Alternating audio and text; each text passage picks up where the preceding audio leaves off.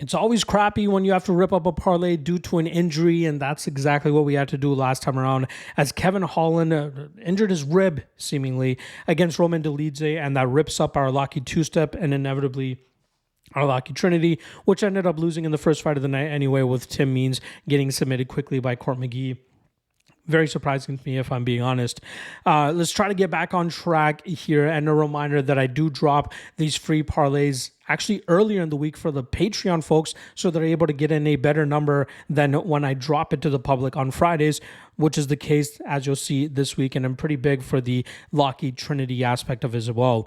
So let's get right into it. First step in the Locky two-step is going to be Clayton Carpenter. I believe he's the first fight of the night, and he's going up against Lucas Hocha, who has an impressive 17-1 record, but I do think that Carpenter is the better overall fighter here.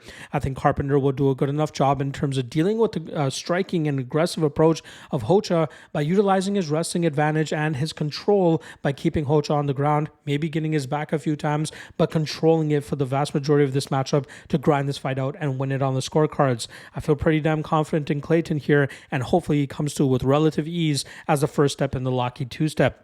The second step is going to be a chalkier spot, but I do really like Ramazanbek Temirov to make a statement in his UFC debut as he takes on CJ Vergara. I do believe Temirov is a better version of Vergara in terms of the fact that he does a great job in terms of utilizing his striking. He's more powerful, he's faster, utilizes much better footwork, and can explode into big shots that will likely catch Vergara off guard. Look for Temirov to continuously land big shots until it eventually leads to a knockout victory for him, hopefully cashing as the second step in our Locky two-step. And when I dropped it to the Patreon folks earlier this week, they were to lock it in at exactly plus 100. If you're able to lock it in right now at the time of this recording, you are now looking at minus 108, as there has been action coming in on both of these guys. Somebody who has taken a lot of action over the last couple of days as well makes up the Locky Trinity. And if you want to complete it, we're going to throw in Jonathan Pierce as he takes on Pat Sabatini.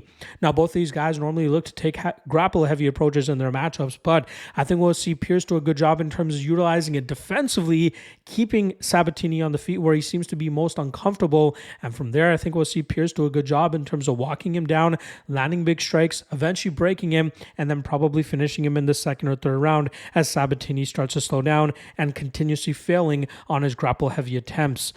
Now, when you got it on the Patreon page, shout out to those guys again, plus 230 was the number they were able to lock in for this three-leg parlay. But now you're looking down at plus 197 as a ton of love has come in on Jonathan Pierce as well. There you guys go. Free parlay for UFC Vegas 98. I'll be back later today for the 3 best prop bets. See you guys then. Peace.